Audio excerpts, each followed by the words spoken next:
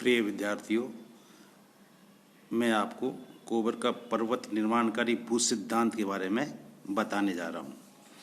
प्रसिद्ध जर्मन विद्वान कोबर ने वलित पर्वतों की उत्पत्ति की व्याख्या के लिए भूसन्निधि सिद्धांत का प्रतिपादन किया।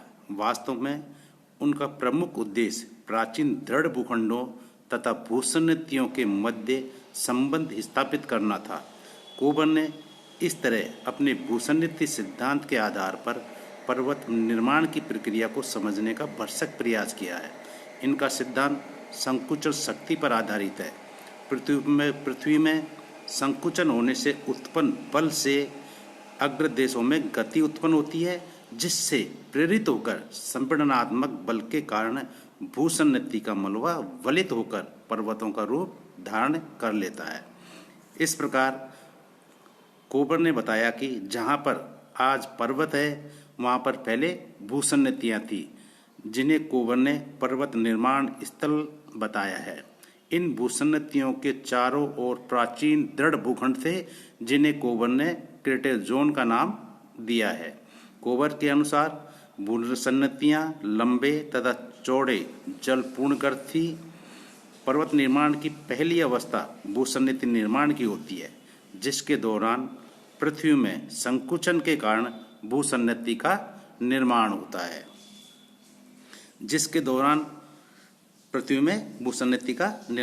है। इससे भूसन्निधि अवस्था कहते हैं। प्रत्येक भूसन्निधि के किनारे पर दृढ़ भूखंड होते हैं, जिन्हें कोबर ने अग्रदेश का नाम दिया है। इन दृढ़ भूखंडों के अपर्दन से प्राप्त मलबे का जो अवसाद होता है वो नदियों द्वारा भूसन्निधियों में धीरे धीरे जमा होता रहता है। इस क्रिया को अवसादीकरण कहते हैं।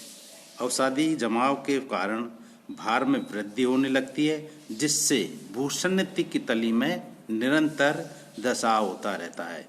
इससे अवतलन की क्रिया का नाम दिया गया है।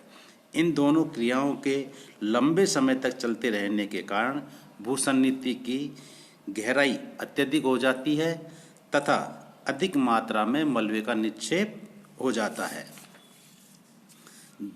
जैसे कि इस डायग्राम के द्वारा बताया गया है, जैसे जैसे भूसन्निधि की तली पे अवसादों का धीरे धीरे जमा होता जाता है, तो भूसन्निधि की जो तली है वो धीरे धीरे नीचे या धंसती हुई चली जाती है।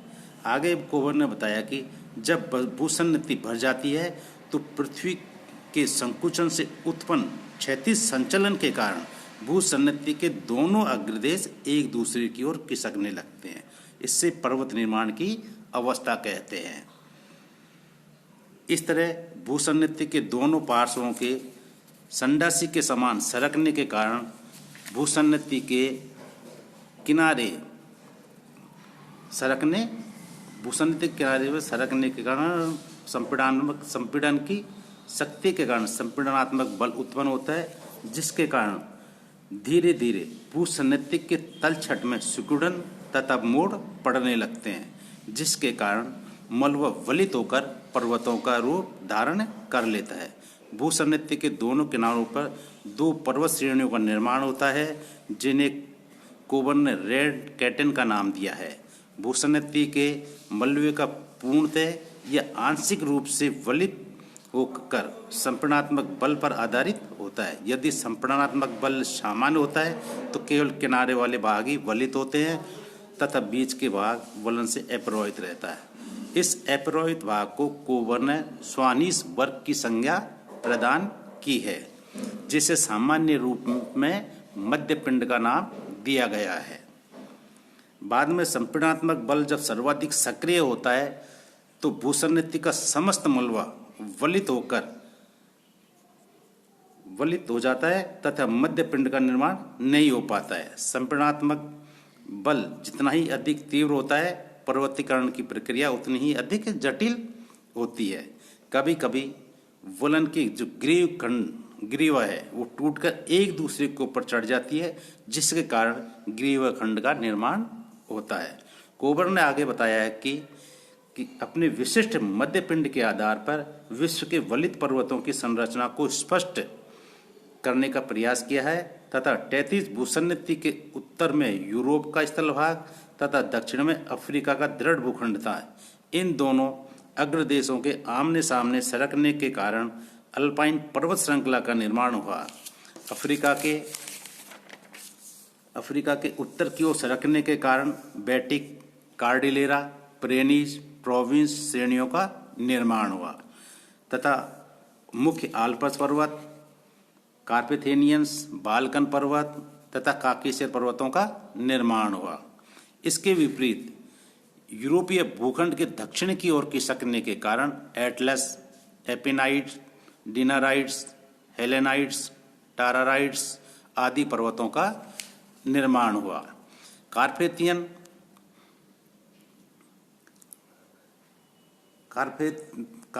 तथा डिनारिक अल्पस पर्वतों का निर्माण हुआ। इसके बाद कोबर ने बताया कि कार्पेथियन तथा डिनारिक आल्पस पर्वत के मध्य वलन से अप्रवाहित रह गए थे, अर्थात बीच का भाग है जो संकुचन की शक्ति से या सकुडन से अप्रवाहित रह गया, जिसके कारण हंगरी के मैदान का निर्माण हुआ।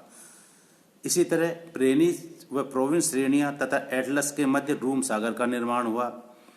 टारस तथा पांटिक पर्वत के मध्य अनातोलिया के पठार का निर्माण हुआ। एल्ब्रुस तथा जैग्रोस पर्वत के मध्य ईरान के पठार का निर्माण हुआ। हिमालय तथा क्यूनलुर पर्वत के मध्य तिब्बत का पठार, पश्चिमी द्वीप समूह तथा मध्य अमेरिकी श्रेणी के मध्य कैरेबियन सागर तथा वाचस श्रेणी तथा सियरा नेवादा के मध्य बेसिन्स रेंज श्रेणी का निर्माण हुआ।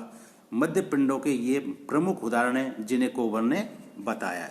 इस तरह कोबर ने अपने सिद्धांत में मध्य पिंड की कल्पना करके पर्वतीकरण के सिद्धांत को उचित ढंग से समझाने का प्रयास किया है तथा मध्य पिंड की कल्पना की है। कोबर के विशिष्ट पर्वत निर्माण स्थल की अच्छी तरह से व्याख्या की गई है। कोबर ने आगे बताया कि हिमालय के निर्माण के विषय में कोबर ने बताया कि 33 सागर के उत्तर में अंगारालैंड तथा दक्षिण में गोंडवानालैंड अग्रदेश के रूप में थे।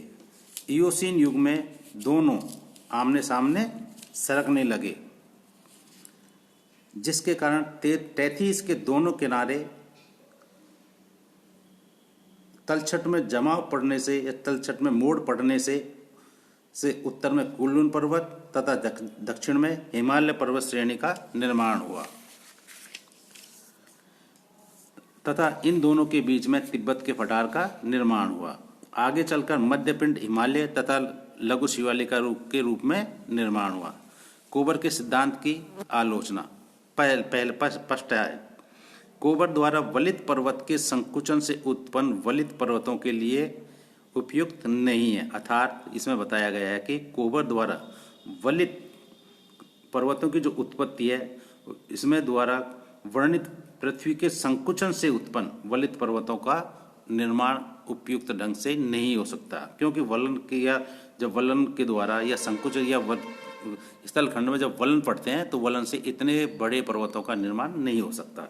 दूसरा, कोबर के अनुसार भूसन्निधि के दोनों पार्श्व सरकते हैं। कोबर ने बताया कि भूसन्निधि के दोनों पार्श्व सरकते हैं, जबकि स्वेस ने बताया कि भूसन्निधि का केवल एक ही पार्श्व सरकता है, जिसे उन्हें पृष्ठ प्रदेश का है, तथा दूसरा पार्श्व अपनी जगह स्थिर रहता है, जिसे स्वेस ने अग्रदेश का नाम दिया है। तीसरा है, पूर्व पश्चिम में फैले पर्वतों का स्पष्टीकरण तो हो जाता है, परंतु उत्तर से दक्षिण की ओर फैले पर्वतों का स्पष्टीकरण नहीं हो पाता है।